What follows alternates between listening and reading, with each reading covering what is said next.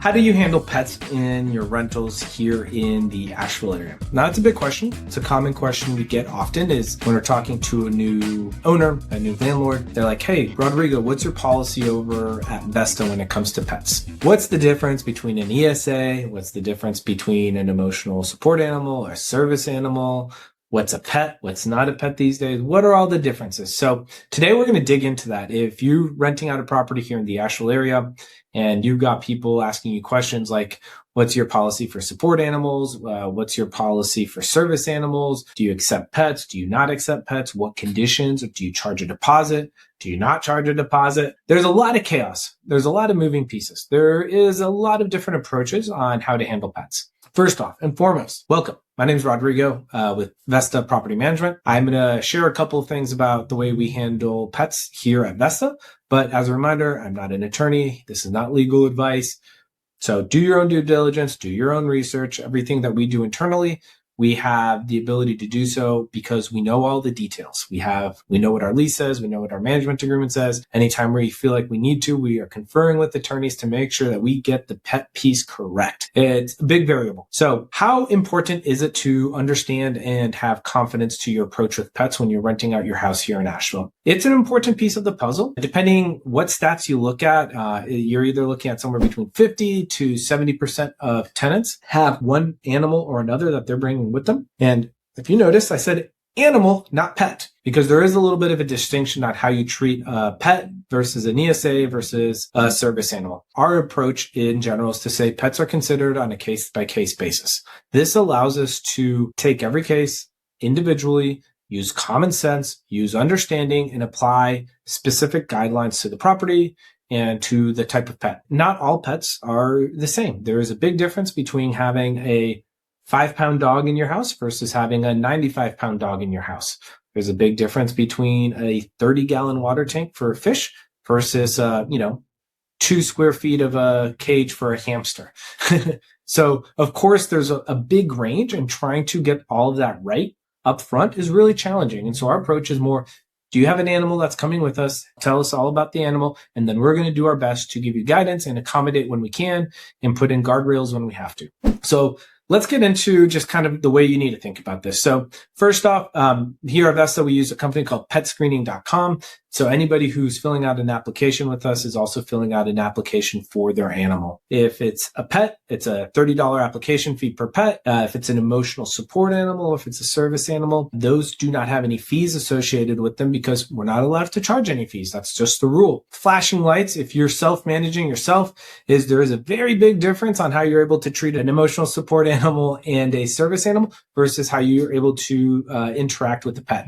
Emotional support animals or ESAs and service animals are, you could call them protected. So you can't charge additional pet rent or pet deposit or any fees associated with them, but you can demand and require documentation. So you don't have to take somebody's word for it. You can force documentation and proof that said animal is a support animal or a service animal. Let's just assume that it's a traditional pet. There's no paperwork. It's just because they love dogs, they love cats, they love geckos, etc. So we do a $30 application fee. And what we tell everybody is, look, all we're looking for is intentional ownership. Like, do you have vet records? Do you have pictures? Like, if you don't have any pictures of your pet, you've never been to the vet, I have questions, and we should have questions. That's something that we should look into. Once we get that pet application in, then what we're able to do is then discuss with our owner, discuss with the tenant, and decide what accommodations, if any, need to be made, or if they're good to go as is. I would say more often than not, when we're dealing with a responsible pet owner, we're able to find easy consensus between the pet owner, ourselves as the management company, and the owner of the property as the landlord. Let's set that aside. That one's pretty clear cut. You can say no to pets if you don't like the pets if you need to, or you can have a no pet policy, etc. A no pet policy does not help you when you're going into dealing with emotional support animals or with service animals because they're not allowed to be treated as pets, right? So they're protected class. So this is where it gets into a little bit more of nuance and judgment calls. It is very hard to deny somebody the ability to have an emotional support animal or a service animal. We don't fight it, unfortunately. Very rarely have we ever had to fight it. Most conversations that I've had with other property managers and attorneys, it's not something you can really win, and you don't want to be the poster child for saying no. So what you can do is have a high bar or a high threshold that has to be cleared before you move forward with the service animal or an emotional support animal. You do have to be willing to make reasonable accommodations, depending on what those accommodations are. And this is case by case, essentially, is the tenant might be the one who has to pay for them, but you might have to be willing to allow them. A lot of gray in that area. I'm going to kind of stay out of it just because so much of it is specific to each situation and to each property, etc.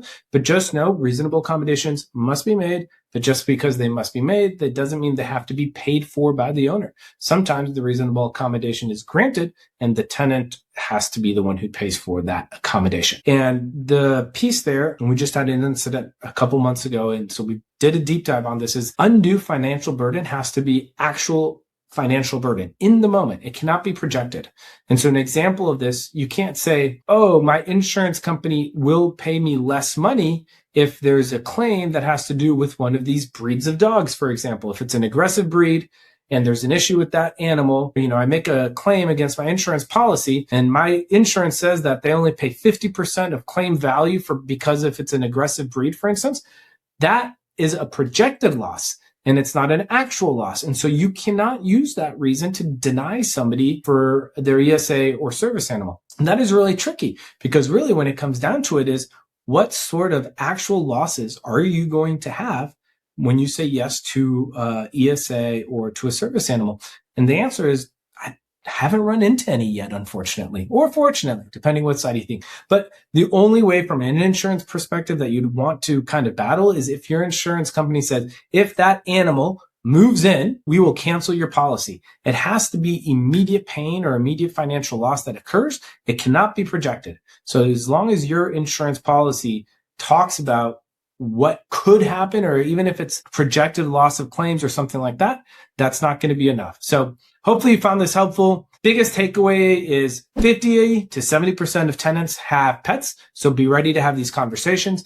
If you want to say no to emotional support animals or to service animals, good luck. It's not going to be likely. Please talk to an attorney. Do not have that battle on your own. And then third is when you're working with service animals and with ESAs, have a high bar. There's nothing wrong with making sure that when somebody says that this is a service animal or that it's a support animal, that you say, okay, prove it to me. That the burden on proof is on the tenant or the incoming resident. And there's nothing wrong with holding that line and making sure that they jump through the proper hoops. It's a good idea. And sometimes, it's uncomfortable to push back on what somebody is telling you, but documentation is very important. Like most things in property management, it doesn't matter what you say, it matters what's in writing. So hopefully that's helpful. Once again, my name is Rodrigo, founder with Vesta Property Management. Hope to see you on the next video. Share with a friend, like, subscribe. Let me know in the comments what you think about this. Are the rules crazy in North Carolina? Are they changing? Does it make sense to have ESA and service animal protections or not? Where do you think?